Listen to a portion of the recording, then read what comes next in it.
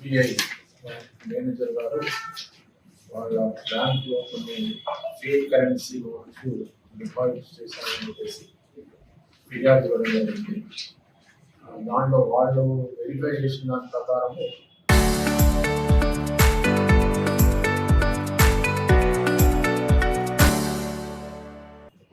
15వ తారీఖు రోజు అంకయ్య పాల్ అనే అతను వచ్చి ఒక 15,000 రూపాయలు డిపాజిట్ చేశాడు.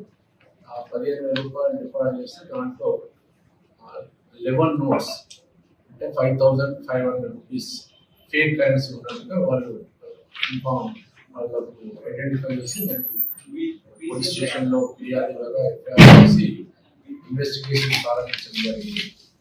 అందులో భాగంగా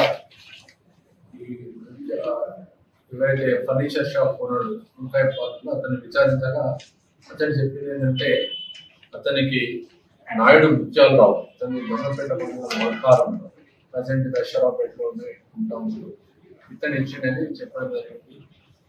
పూర్తిగా ఇన్వెస్టిగేషన్ చేస్తే తెలియదు ఏంటంటే వీళ్ళందరూ కూడా దీని వెనకాల ఉండి ఒక దొంగ చలామణి చేపడుతున్నారని తెలిసింది. దీంట్లో ఫనీ అతని మీద నల్లజల్లులో ఒక కేసు, గోపాల్పురంలో ఒక కేసు, ద్వారకాతపల్లిలో 3 కేసులు కూడా గతంలో రిజిస్టర్ అయి ఉన్నాయి. జనరల్గా వీళ్ళ ఎందుకు ఏంటంటే కొంతమంది అమాయకులను మోసగించి నేను 1 లక్ష రూపాయలు ఒరిజినల్ నోట్స్ ఇచ్చినట్టయితే మేము 3 లక్షల రూపాయలు ఫేక్ కరెన్సీ ఇస్తామని చెప్పేసి ఇట్లా చేయడం జరుగుతూ ఉంది. వాటి నమ్మి దగ్గర పోయినప్పుడు పైన కింద ఈ ఫేక్ కరెన్సీ పెట్టి లోపల మధ్యలో వైట్ ఎగ్జాక్ట్ సేమ్ అదే సైజ్ కట్ చేసి మధ్యలో వైట్ పేపర్స్ పెట్టి వాళ్ళకి ఇవ్వడం, ఇమీడియట్గా అక్కడి నుంచి వెళ్ళిపోవడము, ఏదో పోలీస్ వాళ్ళు వస్తుందని చెప్పి ఇట్లా భయం కలిసి వెళ్ళిపోవడం జరుగుతూ ఉంది. ఇటువంటి కార్యక్రమాలు చేసినందుకు అతని మీద 5 కేసులు ఉన్నాయి. ఈరోజు ఈ దశరావుపేటలోనే కోడేళ్ళు చిన్న పునఃపున్న దుర్గాప్రసాద్, నాయుడు ముత్యాలరావు ఈ 3 కూడా అరెస్ట్ చేయడం జరిగింది. వాళ్ళ దగ్గర ఉన్నటువంటి 3 సెల్ ఫోన్లు ప్లస్ ఇది కొన్ని ఉంటాయి.